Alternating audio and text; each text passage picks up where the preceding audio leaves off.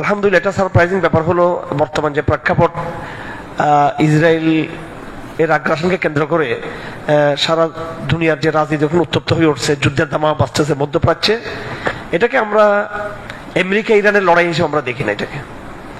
এটা যেটা আমরা মনে করতেছি আমেরিকা ভার্সেস ইরানের লড়াই, বিষয়টা সেরকম না। এটা হচ্ছে দজ্জালি শক্তির সাথে পুরো মানব জাতির এবং মুসলিম উম্মার লড়াই। এটা ইরানিদের শিয়া মতবাদ সম্পর্কে আমরা বারবার বলেছি, তাদের মতবাদ অত্যন্ত গর্হিত মতবাদ। যারা ক্ষমতায় আছে এরা হল ইসনা আশারি শিয়া, আকীদার মধ্যে জঘন্যতম সমস্যা আছে এদের।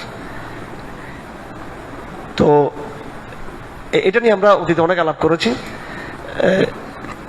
এখন এই মুহূর্তে ইরানিদের আকীদার বিষয়টা আমাদের কাছে বড় না, তার চেয়ে আরো বড় জঘন্য বিষয় হলো ইসরায়েলের যে আগ্রাসনটা। এটাকে বুঝতে হবে। আপনারা যেটাকে এই যে রাষ্ট্র, জাতি রাষ্ট্র কায়েম হওয়ার পরে আমাদের সামনে রাষ্ট্রগুলো যখন সামনে চলে আসছে, রাষ্ট্রের বাইরে যে ভিতরে যে আরো ডিপ স্টেট আছে, আরো গভীরে ডিপ স্টেটের গভীরে আরো ফাংশন আছে, এগুলো আমরা বুঝি না।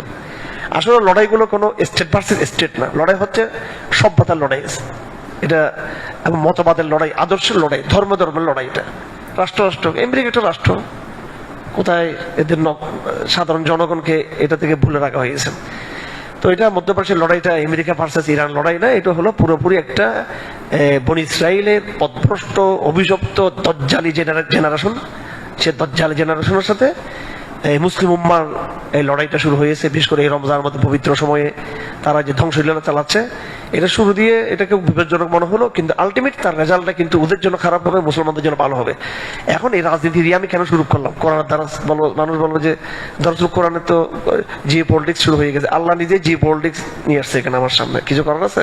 সুবহানাল্লাযী আসরা বিআবদিহি লাইলাম মিনাল মাসজিদিল হারাম ইলাল মাসজিদিল আকসা, মেরাজের ঘটনা। তা আল্লাহ পাক তো চাইলে আল্লাহ রসুলকে কি করতে পারতেন? সরাসরি একেবারে মক্কা থেকে ডাইরেক্ট তার কাছে নিতে পারতেন কিনা?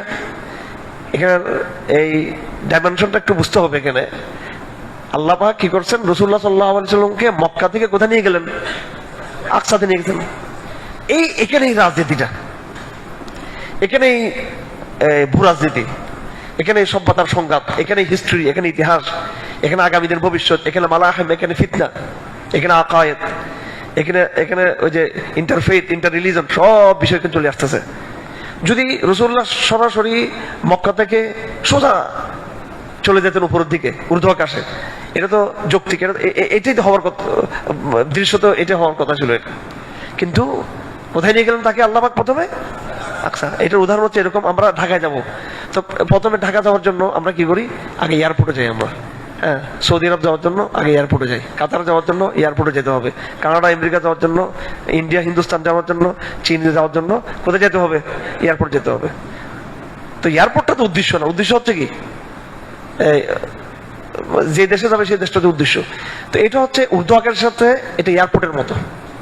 তার মানে এয়ারপোর্ট আমার বাড়ির থেকে গুরুত্বপূর্ণ তা না, এটা একটা সিস্টেম কুদরতের। সমস্ত নবীদের এটা মাহবত, এটা নবীদের একটা ঠিকানা ছিল, সব নবীদের, এবং সভ্যতার ত্রিকেন্দ্র। এখানে ইহুদি, খ্রিস্টান, ইসলাম সবগুলোর মিলন ছিল, জায়গা হচ্ছে এটা। তো সূরা ফাতিহার মধ্যে যে বার্তা দেওয়া হয়েছে, ইহদিনাস সিরাতাল মুস্তাকিম সিরাতাল লাযিনা আনআমতা আলাইহিম গায়রিল মাগদুবি আলাইহিম ওয়ালাদ-দাল্লিন, আমিন, আলাপগুলো যেহেতু আগে হয়েছে, এখন এই আলাপগুলো বোঝা আমাদের জন্য সহজ। ইসরার ঘটনার মধ্য দিয়ে, মেরাজের ঘটনার মধ্য দিয়ে আগামী দিনের বিশ্ব নেতৃত্বের যে মেরুকরণ, এটার বার্তা দেওয়া হয়েছে এখানে। ঠিক আছে? এই জন্য আধ্যাত্মিক ঘটনাগুলো হচ্ছে রাজনীতির বাপ। ঠিক আছে? স্বপ্ন, আধ্যাত্মিক ঘটনা, অনুভূতি, এলহাম, নবীদের ওয়াহি, বুজুর্গদের এলহাম। হ্যাঁ, এই জন্য যার রাজনীতিতে হবে তাদেরকে অবশ্যই আল্লাহর ওলি হতে হবে। কি হতে হবে? যেন সে ভবিষ্যৎ রাজনীতির ইশারা যেন আল্লাহ থেকে সে কি করে? হাসিল করে। যেমন ওমর ইবনে খাত্তাব, সাহাবায়ে কেরাম, এরা ভবিষ্যৎ রাজনীতির এলহামগুলো আল্লাহ থেকে কি করতেন? হাসিল করতেন। তো ইসরার ঘটনা মক্কা থেকে সোজাসুজি আসমানের দিকে না হয়ে, আল্লাহর দরবার দিকে না হয়ে সোজাসুজি, সেটা প্রথমে হলো কোথায়? বোরাকের লম্বা ঘটনা, এটা আপনি দেখে নেবেন। এই ঘটনা আপনারা নিশ্চয়ই এটা সম্পর্কে সিরাতের কিতাবে দেখছেন, আজকে আবার দেখে নেবেন ভালো করে। সিরাতের কিতাবও দেখতে পারবেন, অথবা বিশ্বস্ত তাফসীর যেগুলো আছে সেখানে এই ঘটনা দেখে নেবেন। যে কোনো ঘটনাকে বারবার পড়বেন।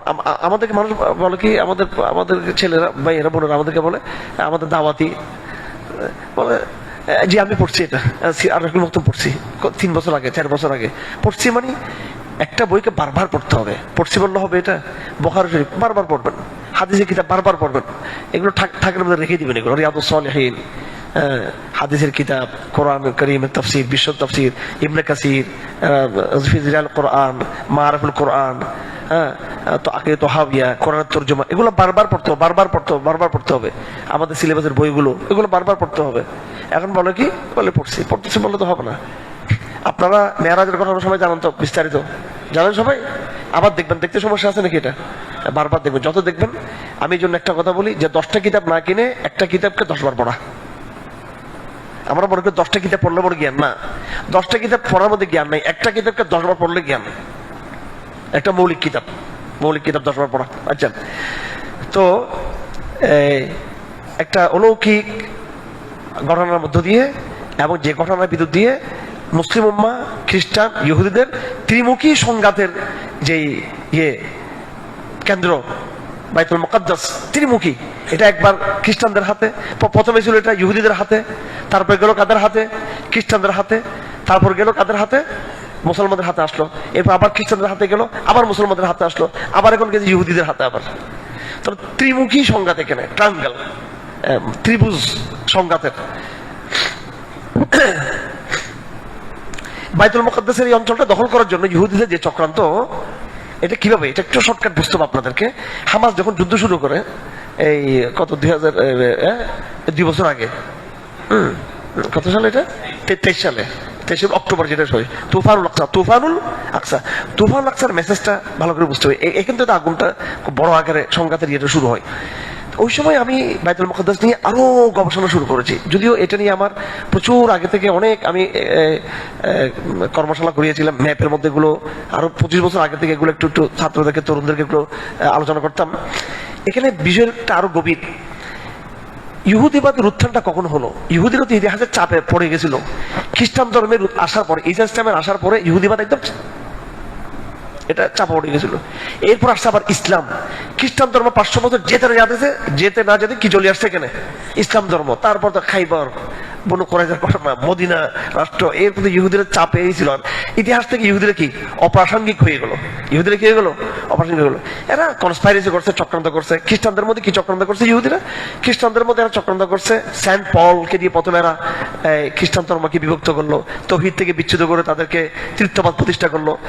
মানে খ্রিস্টান ধর্মের যে আকীদার যে জায়গাটা, এটা নষ্ট করছে কারা? ইহুদিরা।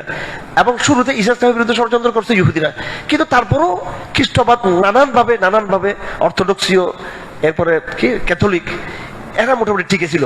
পরবর্তীতে অনেক সময় চলে গেল, আসতেছে আমরা আলাপে। এরপরে চলে আসলো, এর ভিতরে চলে আসলো খ্রিস্টান উত্থানের পর্বের মধ্যে চলে আসলো ইসলাম। ইসলাম আসার পরে ইহুদিরা আরো চাপে পড়ে গেল। এখন ইহুদিরা দেখতেছে, আপনাদেরকে একটা চমৎকার কথা বলি, ইসলাম ধর্ম উত্থানের পরে ইহুদিরা অনেক আরামে ছিল। যেখানেই ছিল ইহুদির উপর কোনো নির্যাতন হয় নাই। হ্যাঁ, ইহুদিরা মুসলিম সমাজের ভিতরে খুব নিরাপদ ছিল। ইহুদিরা মদিনাতে বনু কুরাইজা শাস্তি পাইয়েছে, বনী নদীর শাস্তি পাইয়েছে ওয়াদা ভঙ্গের কারণে। এমন অন্য জায়গায় তারা বিচ্ছিন্ন হবে, নিরাপদ ছিল। মুসলিম 1000 বছরের মুসলমানদের শাসন আমল ইতিহাসে কোথাও তারা নির্যাতিত হয় নাই। তাদের মারছে হিটলারে, মুসলমান ওসমানী খেলাফ তাদেরকে দমন নিপীড়ন করেনি, তাদেরকে কেউ করেনি।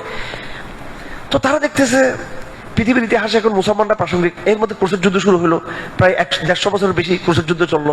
ঠিক আছে, ইতিহাসগুলো একটু মনে রাখতে হবে এগুলো। অর্থাৎ বাইতুল মুকাদ্দাস সংঘাতটা মুসলিম ভার্সেস খ্রিস্টান। হযরত ওমর খাত্তাব রাদিয়াল্লাহু তাআলা বাইতুল মুকাদ্দাস ওনার শাসন আমলে বিজয় হয়েছে। হ্যাঁ, এটা উনি কার থেকে বিজয় করেছেন? খ্রিস্টানদের কাছ থেকে নাকি ইহুদিদের কাছ থেকে? খ্রিস্টানদের কাছ থেকে। তো এরপরে খ্রিস্টানরা আবার এটাকে উদ্ধার করার জন্য বহু বছর চেষ্টা করেছে। 200 বছর তারা ক্রুসেড লড়াই করেছে। কয়শো বছর? 200 বছর, প্রায় 1000 খ্রিস্টাব্দ থেকে শুরু করে 1200 খ্রিস্টাব্দের পর্যন্ত প্রায় 150 বছর বেশি তারা লড়াই করেছে। জয় পরাজয় বিরুদ্ধে দিয়ে শেষ পর্যন্ত মুসলমানদের হাত ছাড়া হলো, আবার মুসলমানরা এটা কবজা করে ফেললো এটাকে, বাইতুল মুকাদ্দাস। তো ইহুদিরা দূর থেকে দেখতেছে বাইতুল মুকাদ্দাস আমাদের কি নাই, খাওয়া নাই। এটা এটা এটা হয়তো মুসলমানদের হাতে, আপনার কাদের হাতে? এটা খ্রিস্টানদের হাতে। এখন ইহুদিরা বসে নাই, এরা বসে নাই। মুসলমানদেরকে ধ্বংস করার জন্য বহু চেষ্টা করছে, আগা খানি ফারকা তৈরি করছে। এই শিয়াইজমের যেটা আছে, শিয়াবাদের ভিতরে কিন্তু ফাত্তান আব্দুল্লাহ বিন সাবার কথা বলা হয়ে থাকে। বিভিন্ন মতবাদ গুলো ইসলাম ধর্মে বিভিন্ন ফারকা তৈরি করে চেষ্টা করে তারা ইসলামকে ক্ষতিগ্রস্ত করতে পারে নাই, খ্রিস্টবাদকে পারে নাই, ইসলামকে তারা বুঝতে পারে নাই। তারা যে চক্রান্তটা একবারে শেষে আসি করছে সেটা হলো, তারা দেখলো যে ইতিহাসে আর বাইতুল মুকাদ্দাস আমাদের হাতে ফিরে আসার কোনো উপায় নেই এখানে। তো তারা এই ইউরোপিয়ান সমাজকে, খ্রিস্টান সমাজকে তারা প্রথমে তাদেরকে তারা টার্গেট করছে যে এদেরকে আগে কি করতে হবে, নষ্ট করতে হবে। তো ইসলাম তো দুর্দান্ত প্রতাপে খেলাফত ব্যবস্থা শরীয়তের, আর ইউরোপের দিকে খ্রিস্টান ধর্ম ছিল। আপনারা যেটাকে আপনারা বলে, আমরা মধ্যযুগ যেটা বলে, মধ্যযুগের পর রেনেসাঁর যুগ শুরু হয়। রেনেসাঁর যুগকে আমরা খুব একবারে মানে দাম দিয়ে থাকি। ইউরোপের উত্থান, বিজ্ঞানের উত্থান, গণতন্ত্রের উত্থান, মুক্তির কি মত প্রকাশের স্বাধীনতা, মানুষের চিন্তার স্বাধীনতা, ফ্রিডম, সাম্য, এই সমস্ত এগুলো সব হচ্ছে ইহুদি বাটপাড়ি তুলে এগুলো। অর্থাৎ এগুলো করে করে এমনি দেখতে মনে হচ্ছে, দেখেন মধ্যযুগকে বলা হয় যে একেবারে মধ্যযুগীয় বর্বরতা, এখানে পোপতন্ত্র, রাজতন্ত্র, সামন্তবাদ, যত কিছু একটা প্রশান্তি ছিল। ট্রেডিশনাল খ্রিস্টানিজমের মধ্যে একটা প্রশান্তি ছিল, মেয়েদের মধ্যে একটা, ছেলেদের মধ্যে মেয়েদের মধ্যে পারিবারিক সিস্টেমের মধ্যে একটা প্রশান্তি ছিল, একটা সিস্টেম ছিল, একটা ট্রেডিশনাল ঐতিহ্যগত একটা নিয়ম ছিল। তারা কি করলো আস্তে আস্তে, এই যে কিছু ভুল তাদের অবশ্যই ভুল, রাজতন্ত্রের জুলুম ছিল, পোপতন্ত্রের জুলুম ছিল, হ্যাঁ, এবং সামন্তবাদ, এই তিনটা ক্রাইসিস ছিল। সামন্তবাদ যারা অর্থনীতিকে ক্যাপচার করতো, রাজতন্ত্র রাজনীতি দখল করেছিল, পোপতন্ত্র যারা শিক্ষা এবং বিচার এগুলো দখল করেছিল। এদের মধ্যে একটা স্বৈরতন্ত্র ছিল, ফ্যাসিজম ছিল, তাদের মধ্যে জুলুম ছিল। এর রিয়াকশনে বেশ বিভিন্ন কিছু প্রতিক্রিয়া তৈরি হয়েছে। সেই কত আগে বই লিখেছিল মেকিয়াভেলি, বই নাম হচ্ছে দ্য প্রিন্স। এর ধারাবাহিকে তারা বিভিন্ন সময় বিভিন্ন জায়গায় বিভিন্ন লেখালেখি হলো, বিজ্ঞানের উত্থান হলো। ইহুদিরা কি করছে, প্রতিটা রিয়াকশনকে তারা খ্রিস্টবাদের বিরুদ্ধে তারা ব্যবহার করছে। এবং এর মধ্যে উল্লেখযোগ্য একটা আন্দোলন ছিল রিফরমেশন আন্দোলন। কি আন্দোলন? রিফরমেশন। এটা ছিল মার্টিন লুথার। কার আন্দোলন? এই দুষ্টটাকে চেনার চেষ্টা করবে, সে প্রটেস্ট করলো, সে নাম দিল প্রটেস্ট্যান্ট খ্রিস্টান। এই ইহুদি প্রজেক্ট খ্রিস্টান ধর্মকে ইহুদিদের দ্বিখণ্ডিত করে দিল। আমরা এই খ্রিস্টান ধর্ম মানি না, এখানে আমরা এমন একটা ধর্ম চাই যেখানে কোনো পোপ লাগবে না, ডাইরেক্ট আমরা হিন্দুদের ইস্কনের মতো, হিন্দুদের ইস্কন তন্ত্র আর ওদের প্রটেস্ট্যান্ট তন্ত্র আর মুসলমানের সেকুলার তন্ত্র, এগুলো সবগুলো খালতো ভাই। ঠিক আছে, এই জন্য মুসলমানদের আমি বলি প্রটেস্ট্যান্ট মুসলমান, সেকুলার মুসলমানটা হচ্ছে কি প্রটেস্ট্যান্ট মুসলমান। তো খ্রিস্টানদের মধ্যে একদল ইহুদি চক্রান্ত, তারা মুরতাদ হয়ে গেল, ঐতিহ্যগত খ্রিস্টান ধর্ম ছেড়ে দিল, নতুন খ্রিস্টান ধর্ম তৈরি হলো। কিভাবে তৈরি হলো? তাওরাত আর ইনজিলকে মিলে দিল একসাথে, ওল্ড টেস্টামেন্ট নিউ টেস্টামেন্ট।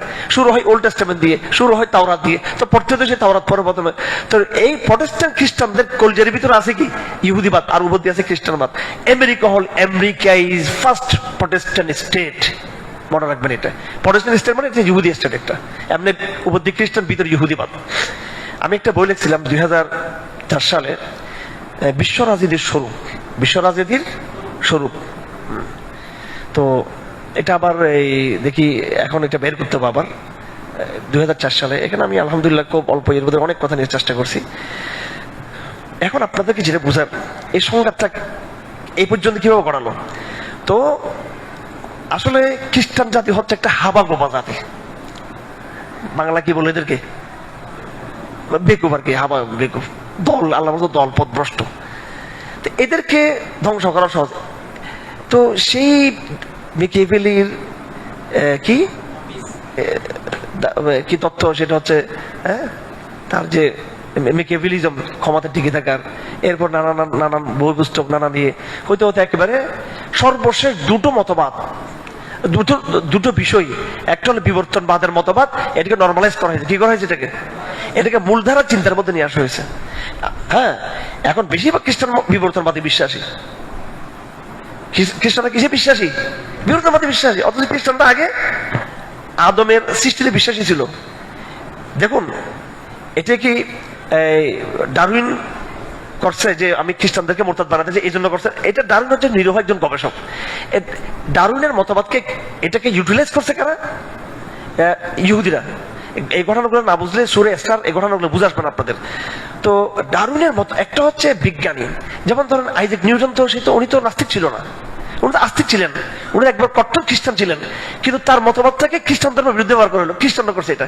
তো ইউরোপের বিভিন্ন ক্রিয়া প্রতিক্রিয়াকে তারা কার বিরুদ্ধে ব্যবহার করছে? ইউরোপিয়ান খ্রিস্টান ধর্মের বিরুদ্ধে তারা ব্যবহার করছে। করতে করতে করতে করতে এই রেনেসাঁ নামক, যেটা আমরা বলি খুব, রেনেসাঁ কি বলি আমরা, রেনেসাঁ, রেনেসাঁ ইজ কনস্পাইরেসি, এটা জাইনবাদী কনস্পাইরেসি, এটা একটা, হ্যাঁ, এটা বিবর্তনবাদকে আগিয়ে দিল। তারপরে সর্বশেষ যখন শিল্প বিপ্লব হলো, মানুষ আরো বেশি যান্ত্রিক হয়ে গেল, মানুষ আরো যান্ত্রিক হয়ে গেল, মানুষ যান্ত্রিক সম্পদের বিষয়ে মানুষ আরো বেশি বস্তুবাদী হয়ে গেল। এই ইউরোপীয় সমাজকে তারা ইহুদি বানাতে পারলো না, কিন্তু ইহুদি সমাজকে তারা মুরতাদ বানিয়ে ফেললো। কি বানিয়ে ফেললো? খ্রিস্টান ধর্ম ছেড়ে দিল, তারা সংশয়বাদী হয়ে গেল, নাস্তিক হয়ে গেল, কমিউনিস্ট শুরু হলো, জাতিবাদ শুরু হলো, রেসিজম আসলো এখানে। রেসিজম তো এটা অন্য জিনিস অবশ্য। তো তারা বস্তুবাদী হয়ে গেল, কি হয়ে গেল? তারা ধ্বংস করলো। এই খ্রিস্টানদের অধপতন, ইউরোপের অধপতন, ব্রিটেন, ফ্রান্স, জার্মানি, ইটালি, পশ্চিমাদের অধপতন, আমেরিকার অধপতন, এর মূলে কারা? ইহুদিরা। এই অধপতনের ফায়দা কি ওদের? ওদের ফায়দা হচ্ছে খ্রিস্টানরা তখন, খ্রিস্টান ধর্ম যখন প্রেরণা যখন ছেড়ে দিবে, খ্রিস্টীয় চেতনা যখন ছেড়ে দিবে, তখন বাইতুল মুকাদ্দাসকে কেন্দ্র করে তাদের স্পিরিচুয়াল, তাদের যে ডিমান্ড, এটা থাকবে না বাকি। ঠিক আছে? এবার আসলো বিশ্বযুদ্ধ। আসলো কি এবার? বিশ্বযুদ্ধ। ইহুদিরা বলতেছে যুদ্ধ তো হেরে গেল, ব্রিটেন, জার্মানি বিজয় লাভ করলো, বলে আমরা তো যুদ্ধের মোড় ঘুরে দিতে পারবো, ঘুরে দেবো। আমেরিকা ডেকে নিয়ে আসলো, শেষ হলো। তো তারা কি করলো, যে আমাদের শর্ত আছে, আমাদেরকে একটা আবাসভূমি দিতে হবে। এরপরে শুরু হলো দ্বিতীয় বিশ্বযুদ্ধ। দ্বিতীয় বিশ্বযুদ্ধ ফাইনালি একবার এই যুদ্ধের মধ্যে জার্মানি আবার জিতে গেল, আবার সে ওরা হেরে গেল, আবার ওরা আমেরিকা ডেকে নিয়ে আসলো। আমেরিকা ডেকে নিয়ে আসলো। আমেরিকা ডেকে আসার পর বলতে এবার ডিমান্ড হচ্ছে কি, আমাদেরকে আনুষ্ঠানিক ঘোষণা দিতে হবে। আপনার যেটাকে আমরা কি বলি বলেন দেখি, কি ডিক্লারেশন? এটার নাম কন ডিক্লারেশনের মাধ্যমে ইহুদি রাষ্ট্র প্রতিষ্ঠা হয়। হ্যাঁ, কত সালে? হ্যাঁ, বেলফোর ডিক্লারেশন। মনে থাকবে তো এগুলো, বেলফোর ডিক্লারেশন এবং তারিখ সঙ্গে। এই বেলফোর ডিক্লারেশন বিশ্বযুদ্ধের মধ্য দিয়ে হয়। তাহলে প্রথম বিশ্বযুদ্ধ, দ্বিতীয় বিশ্বযুদ্ধ, এগুলো ঘটনাচক্র ওদের মধ্যে হয়েছে। কিন্তু এটাকে কারা কার সাথে ব্যবহার করলো? ইহুদিরা তাদের সাথে কি করলো? ব্যবহার করলো। ইহুদিরা ব্যবহার করে এই বেলফোর ডিক্লারেশনের মধ্য দিয়ে তুর্কি খেলাফত থেকে ছিনিয়ে নেওয়া হলো কি। দেখেন এবার, এখন আমি কি বুঝতে চাচ্ছি, আরে তুর্কি খেলাফতের পতনের পরে এই সারা দুনিয়াতে খ্রিস্টান রাজ্য হওয়ার প্রতিষ্ঠা হওয়ার কথা ছিল, ঠিক কিনা? এবং বাইতুল মুকাদ্দাস কারা পাওয়ার কথা ছিল? খ্রিস্টানরা পাবে, কারণ প্রথম বিশ্বযুদ্ধ এদের মধ্যে হয়েছে, দ্বিতীয় বিশ্বযুদ্ধ এরা বিজয় লাভ করছে, এবার তারা যাবে না। তারা এটা বুঝে দিল কাদেরকে? কেন বুঝে দিল তারা? ইহুদিদেরকে। কেন বুঝে দিল? নিজেরা দাবি না করে, যে জন্য তারা যুগ যুগ ধরে লড়াই করছে, ক্রুসেড লড়াই করছো, শত বছর ধরে তাদের একটা প্রাণ কেন্দ্র ছিল খ্রিস্টানদের, এটা তারা নিজেরা না নিয়ে কাদেরকে দিয়ে দিল? কেন? আগে থেকে তারা কি প্রটেস্ট্যান্ট হয়ে গেছে, কি হয়ে গেছে? তারা খ্রিস্টান ধর্মের প্রেরণা তাদের মধ্যে আর কি এখন নাই। কথা বুঝে আসছে? একটা মুরতাদ খ্রিস্টান প্রজন্ম, যারা অন্যের ট্রাম্প লড়াই করতেছে, কার জন্য লড়াই করতেছে? এটা আমেরিকার জন্য করতেছে লড়াইটা, এটা ইসরায়েলের জন্য লড়াই করতেছে এটা। আচ্ছা, এবার 2 নম্বর গেমটা হলো ইহুদিদের।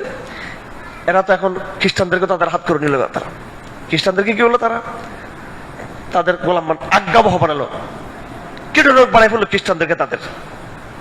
এবার তো চ্যালেঞ্জ রয়ে গেছে আরেকটা, কোনটা? সেটা কোনটা? মুসলমান। কিন্তু এরা তো ছাড়বে না। আমরা খ্রিস্টানদেরকে আমাদের পক্ষে নিয়ে আসছি, আজ্ঞাবহ বানাইছি, এটা আমরা পেয়ে গেছি। খ্রিস্টানরা আমাদের সহকারী থাকবে, আমরা থাকবো বাইতুল আকসার মস্তান থাকবো, আমরা দখলদার থাকবো। কিন্তু মুসলমানদের কি করা যাবে? ওই মুসলমানদের কি হলো, সাম্রাজ্যবাদ যখন প্রতিষ্ঠা হলো, ওই যেই সমস্ত ভ্যালুস, মূল্যবোধ, ফিলোসফি, চিন্তাধারা পরিবর্তন, রেনেসাঁ, যে সমস্ত বিষয়গুলো তাদের মধ্যে এস্টাবলিশ হয়েছে, ওই জিনিসগুলো সাম্রাজ্যবাদ যখন দেশে আসলো, এগুলো এখানে নিয়ে আসলো, তারা এগুলো মুসলিম বিশ্বে দিয়ে এগুলো ওই প্রটেস্ট্যান্ট খ্রিস্টানরা যেভাবে মোরতাদ হয়ে গেল, ওই আদলে, ওই সেকুলার খ্রিস্টানদের আদলে, বস্তুবাদী খ্রিস্টানদের আদলে, প্রটেস্ট্যান্ট খ্রিস্টানদের আদলে মুসলমানদের মধ্যে একটা প্রগতিশীল, প্রোগ্রেসিভ, সেকুলার, প্রটেস্ট্যান্ট একটা কি তৈরি হলো, মুসলিম প্রজন্ম তৈরি হয়ে গেলো। এরাও এখন 52টা 53 60টা মুসলিম রাষ্ট্র, একটা রাষ্ট্র আর বাইতুল মুকাদ্দাসের কি করে না, তারা দাবি করে না। বাস দুইটা কওমকে, খ্রিস্টান কওমকে, মুসলিম কওমকে তাদের ঐতিহ্য থেকে ধ্বংস করে, তাদেরকে মোরতাদ বানিয়ে একেবারে দ্বীনের, জিহাদের, নিজেদের ইনজিলের প্রেরণা, মুসলমানদের কোরআনের প্রেরণা থেকে বিচ্যুত করে দিল তারা। কেন করে দিছে? বাইতুল মুকাদ্দাসকে কি করে নিরাপদ করার জন্য। এখন বাইতুল মুকাদ্দাসের ডিমান্ড না খ্রিস্টানরা করে, নাকি মুসলিম শাসক গোষ্ঠী করে। কিন্তু তারা একটা ভুল করছে, সেটা হলো মুসলিম শাসক গোষ্ঠী, মুসলিম এলিট শ্রেণী, মুসলিম এডুকেটেড শ্রেণী, তারা ইসলামকে জেরিয়েছে। সে বাকি আমি, আপনি, লাখো লাখো কোটি মুসলমান আমরা ইসলামকে ত্যাগ করি নাই। আমরা বাইতুল মুকাদ্দাস জিহাদের মাধ্যমে আমরা বিজয় করবো ইনশাআল্লাহ। সরকারগুলো বেইমানি করেছে, আমরা জনগণ করে নেই।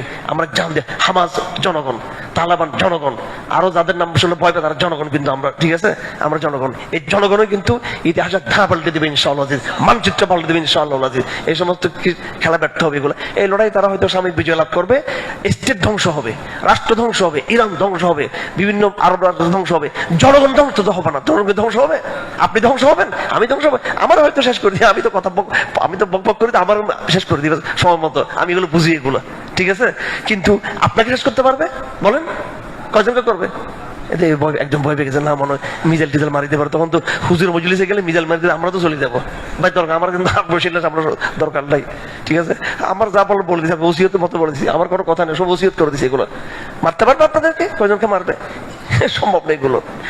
স্টেট কি হয়েছে? স্টেট থাকলো কি না থাকলো, রাষ্ট্র থাকলো কি না থাকলো, ঠিক আছে, থাকলো কি না থাকলো কি। এই যে এখন আফগানিস্তান বোমা মারা শুরু করতে, যাকে আফগানিস্তান রাষ্ট্র না থাকবে না তো কি হয়েছে?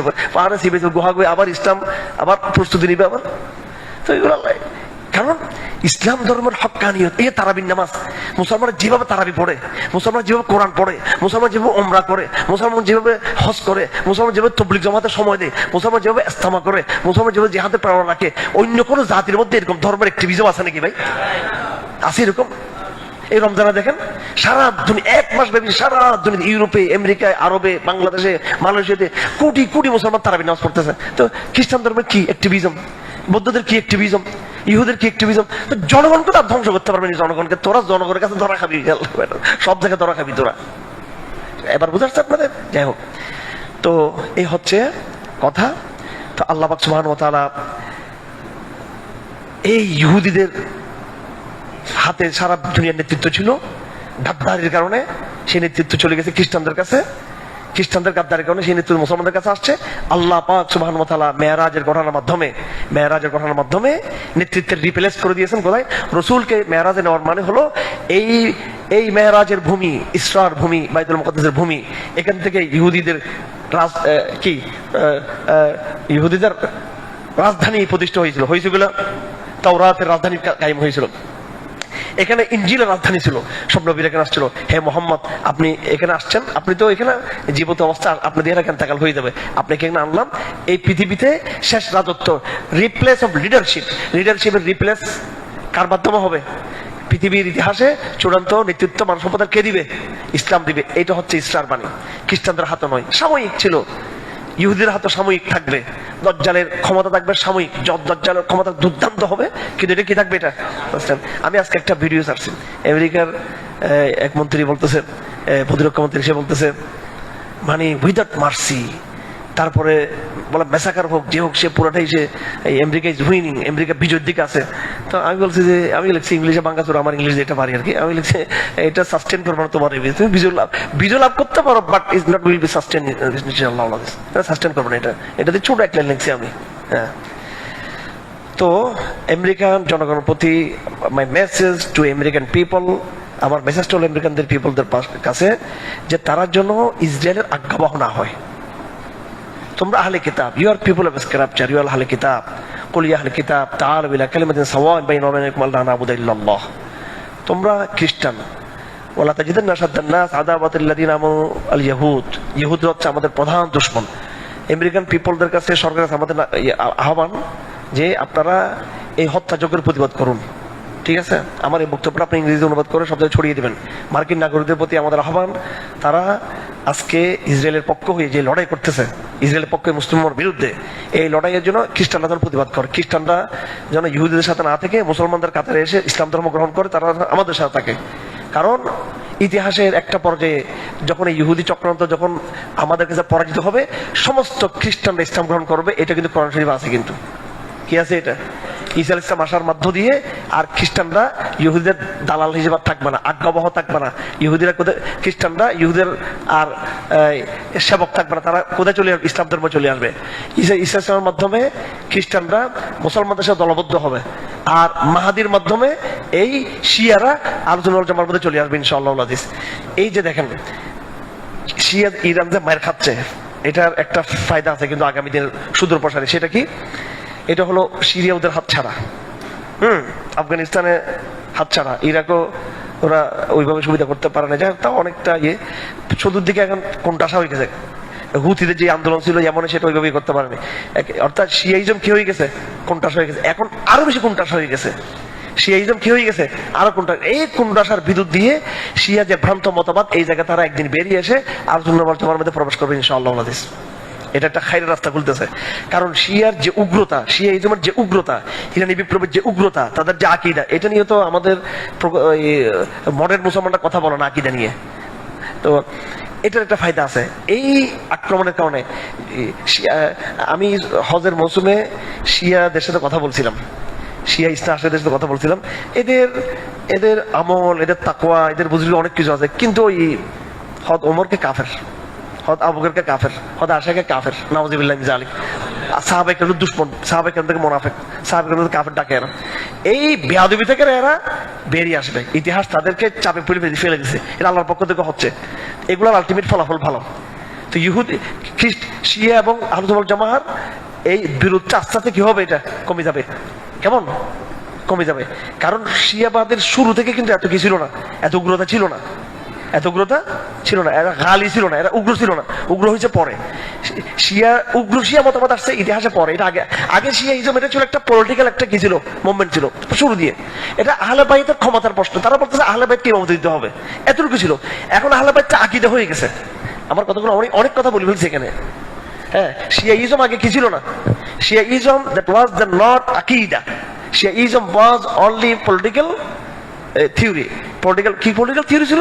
এটা ছিল যে কি আহলে বাইতের ক্ষমতা চাই, আহলে বাইত ইমামতের হকদার বেশি। এটা ছিল তাদের একটা মতবাদ। এই মতবাদটা পরবর্তীতে কি হয়ে গেছে? এটা কি হয়ে গেছে? আকীদাতে রূপান্তর হয়ে গেছে কয়েকশো বছর পরে। এটা তো উগ্র শিয়াইজম, এটা আগে ছিল না। এই জন্য আগেকার ওলামায়ে কেরামরা তাকফির কিভাবে তাকফির করে নাই, যেটা পরবর্তী হযরত আব্দুল্লাহ শাহ আব্দুল আজিজ রাহমাতুল্লাহ আলাইহি সহ ওলামায়ে কেরামরা করেছেন, যেটা তাকফির করেছেন, এটা পরবর্তী। কারণ এরা উগ্র। এখন ইতিহাসের মাইরে পড়ে, ইতিহাসের চাপে পড়ে তারা তাদের উগ্রতা ছেড়ে দিবে একদিন ইনশাআল্লাহ। এই ইমাম মাহদী রাদিয়াল্লাহু আনহুর আগমনের বিদ্যুৎ দিয়ে শিয়াইজম চূড়ান্তভাবে আহলুস সুন্নাহ ওয়াল জামার মধ্যে চলে আসবে, এরা তওবা করবে। আমার মনে হচ্ছে ইমাম মাহদীর মাধ্যমে শিয়ারা পুরোপুরি তাদের বাতিল ফেরকা ত্যাগ করবে। আর এদের মধ্যে যারা খারাপ, এরা ইহুদিদের সাথে যুক্ত হবে, যারা দুষ্ট। আর মাহাদির আবির্ভাবের মধ্য দিয়ে শিয়াইজমের, শিয়া সুন্নির একতলাফের বিষয় সমাধান হয়ে যাবে। শিয়াইজম তওবা করে সুন্নাতে ঢুকবে।